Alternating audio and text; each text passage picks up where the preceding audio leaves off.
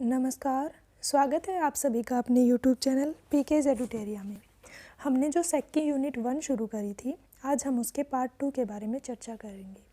Part 1 में हमने देखा था कि रचनात्मकता क्या होती है, रचनात्मक लेखन क्या होता है, रचनात्मक लेखन को लेकर विभिन्न विचारकों, आलोचकों या विद्वानों के क्या विचार अथवा उनकी परिभाषाएँ रही हैं, रचनात्मक लेखन के कौन से स्तंभ होते हैं और हम कैसे रचनात्मक लेखन में बढ़ोतरी या सुधार कर सकते हैं, उसके बारे में हमने देखा था।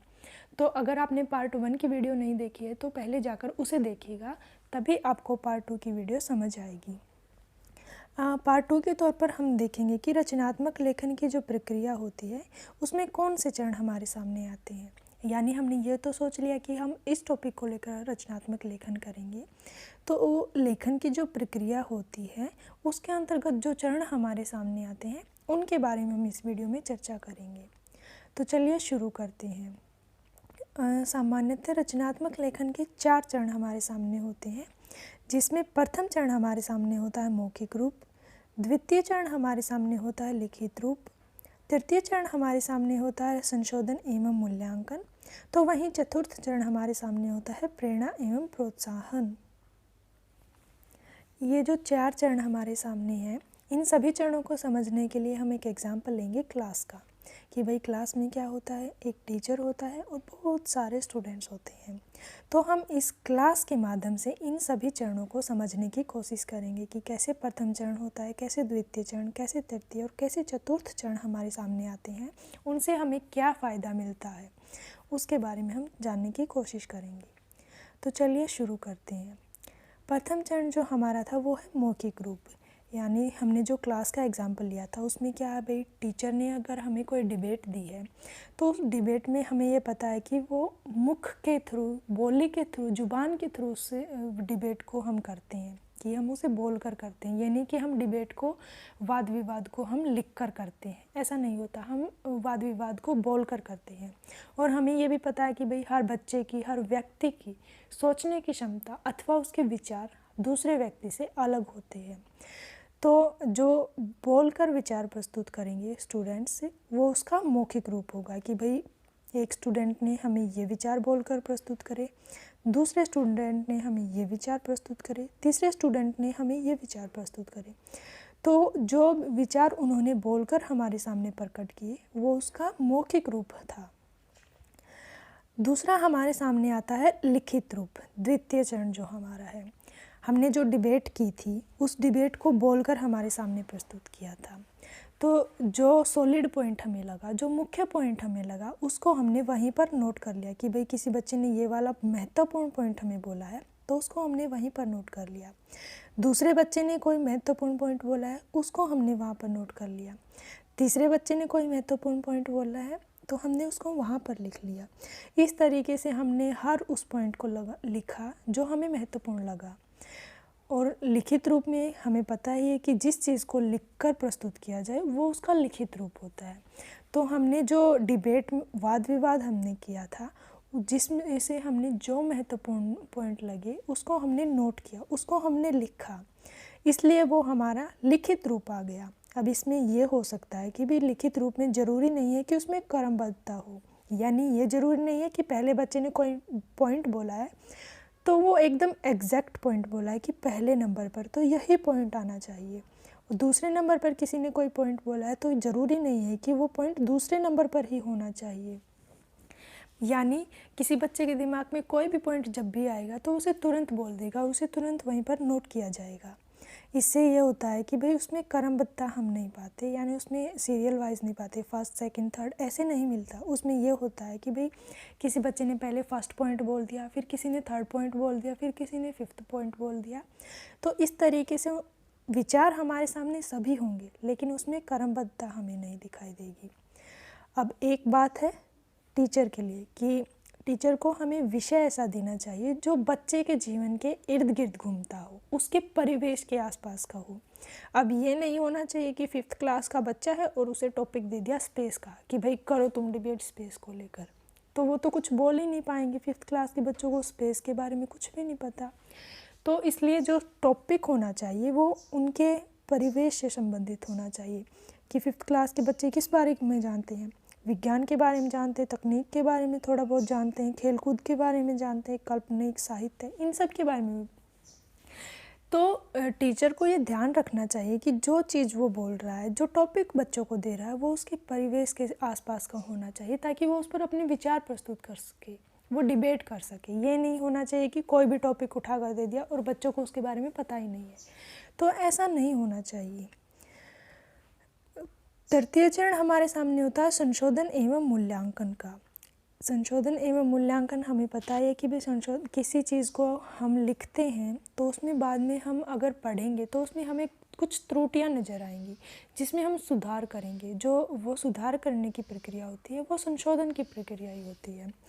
अब संशोधन करते वक्त हमें कुछ महत्वपूर्ण बिंदु ध्यान रखने चाहिए कि भाई रचना में मौलिकता हमारे सामने हो, रचना में विधा के तत्व शामिल हो। कि मान लीजिए हम कहानी विधा को लिख रहे हैं, कहानी विधा को लेकर हम अपनी रचना कर रहे हैं, तो उसमें कहानी के जो तत्व होते हैं यानी कथा वस्तु, पात्र योजना, कथोपकथन, देश काल, भाषा शैली, उद्देश्य, ये सभी उसके अंदर होने ही चाहिए। ये तत्व हैं उसके, तो वो उसके अंतर्गत होने ही चाहिए। अब ये ज़रूरी नहीं है कि हम विधा में कहानी के ही तत्व डालें, नहीं। अगर हम कहानी विधा को लिख रहे हैं तो कहानी विधा के तत्व डालेंगे। उपन्यास विधा को अगर हम लिख रहे हैं तो उसमें उपन्यास के तत्व डालेंगे। निबंध के विधा को अगर हम लिख रहे हैं तो उसमें निबंध के तत्व हम डालेंगे। इसी तरह से हम जिस विधा को लिख रहे हैं उसके तत्व हम उसमें डालेंगे। भाषा की पड़ताल, शब्द चयन, लय, बिंब, प्रतीक, वर्तनी उसके अंदर होनी ही चाहिए। रोचक प्रस्तुतिकरण होना चाहिए कि उसको जो प्रेजेंट करने का तरीका है वो इंटरेस्टिंग होना चाहिए। अगर वो इंटरेस्टिंग होएगा नहीं तो उसे कोई नहीं पढ़ेगा, तो इसलिए वो इंटरेस्टिंग होना चाहिए।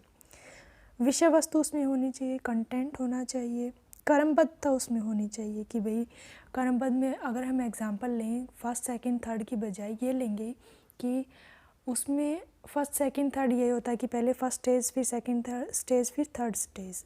यानी अगर हम कहानी लिख रहे हैं कि ये इस बच्चे का मतलब बचपन है, ये उसकी जवानी है और ये इसका बुढ़ापा है, और उसके अंतर्गत उसके बारे में अगर हम कुछ बता रहे हैं तो वो हम बताएंगे। तो उसमें हमने क्या किया कि पहले बचपन बताया, फिर हमने जवानी बताई, फिर हमने बुढ़ापा बताया। ऐसे प्रस्तुत करना चाहिए, क्रमबद्ध तरीके से करना चाहिए। ये नहीं होना चाहिए कि पहले हमने बुढ़ापा बता दिया, फिर हमने बचपन बता दिया, फिर हमने जवानी बता दी, तो वो एकदम क्रमबद्धता के विरुद्ध होगा। तो क्रमबद्ध में लाने के लिए हमें क्या करना चाहिए कि बचपन, जवानी और बुढ़ापा एक सीरीज़ जो होती है उसके थ्रू हमें करना चाहिए। अगला पॉइंट हमारे सामने है सकारात्मक पुनर्बलन उसमें होना चाहिए, कि उसमें एक सकारात्मक पुनर्बल होना चाहिए। अब टीचर के सामने ये समस्या हो सकती है कि भाई जो संशोधन की प्रक्रिया होती है उसमें हमें पता है कि टीचर एक होता है और स्टूडेंट्स 10, 20, 30 इतने हो सकते हैं। तो उसके लिए एक चुनौती होगा कि भाई इतने सारे बच्चों के रचनात्मक लेखन में हम कैसे संशोधन कर सकते हैं। तो अध्यापक को अपनी सुविधा के हेतु समूह बनवा कर काम करवाया जाना चाहिए कि भाई 1 से 10 बच्चे पहले ग्रुप में होंगे, 10 से 20 बच्चे दूसरे ग्रुप में होंगे, 20 से 30 बच्चे तीसरे ग्रुप में होंगे। तो ग्रुप में अगर वो लिख कर लाएंगे चीज़ों को तो इस तरीके से सिर्फ 3 कॉपियों में ही टीचर को संशोधन करने की आवश्यकता पड़ेगी। दूसरा हमारे सामने ये हो सकता है कि भाई अध्यापक पहले 3-4 विद्यार्थियों की रचना का स्वयं संशोधन करे, कि भाई पहले 3-4 बच्चे उठा लिए मैडम ने, फिर उसके रचना में संशोधन करे और संशोधन से संबंधित जो बिंदु होते हैं उनको विद्यार्थियों के सामने प्रस्तुत करें। तत्पश्चात जिन विद्यार्थियों की रचना में संशोधन किया गया है उन विद्यार्थियों से अन्य विद्यार्थियों की रचना में संशोधन कराया जाए। कि भाई अध्यापक जो रचना कार्य कराने से पहले उस रचना से संबंधित कठिन शब्दों को श्यामपट्ट पर यानी ब्लैक बोर्ड पर लिख दे। इससे रचना कार्य में विद्यार्थियों द्वारा त्रुटि कम की जाएगी। तो अगर उनको पहले ही ब्लैक बोर्ड पर नोट कर दिया जाएगा तो स्टूडेंट्स उसे देखकर वहीं से नोट कर लेंगे, ताकि जो शब्दों में जो कठिन शब्द होते हैं उसमें लिखते समय बहुत सारी गलतियां करते हैं स्टूडेंट्स, तो वहाँ पर संशोधन में हमें थोड़ी कम मेहनत करनी पड़ेगी। तो ये संशोधन की प्रक्रिया हमारे सामने हो गई।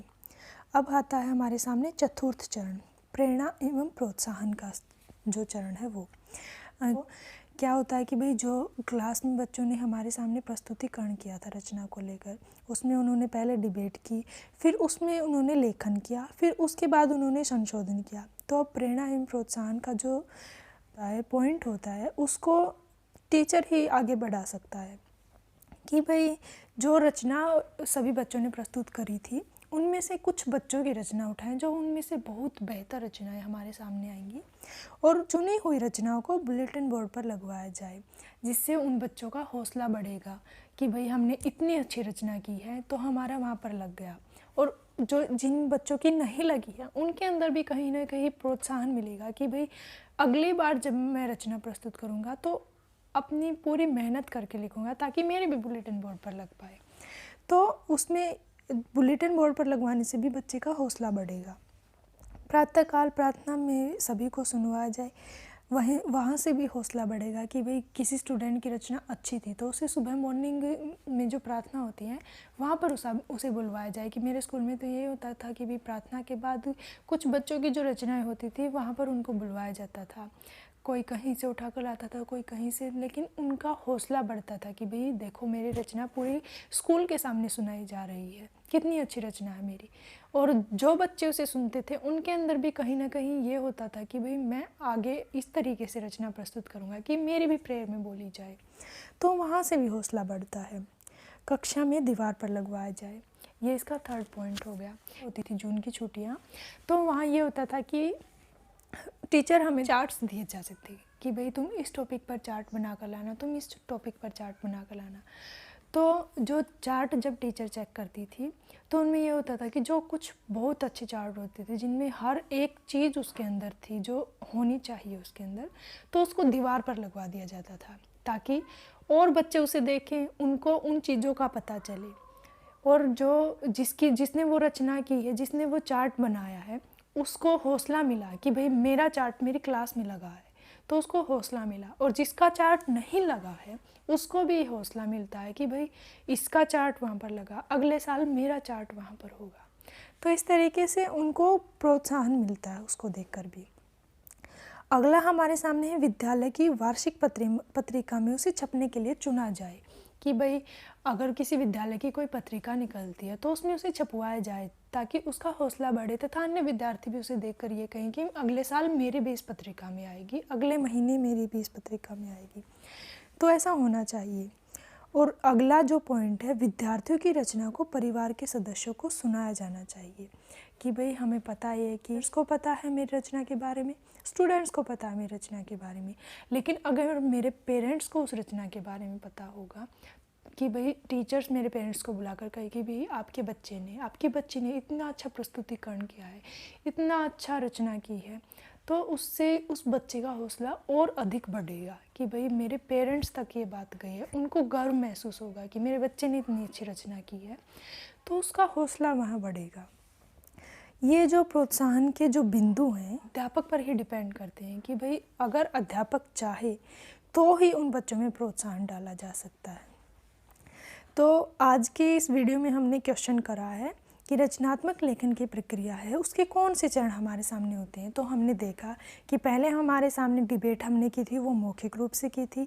दूसरा हमारे सामने लिखित रूप, जो डिबेट में अच्छे विचार थे उनको नोट किया।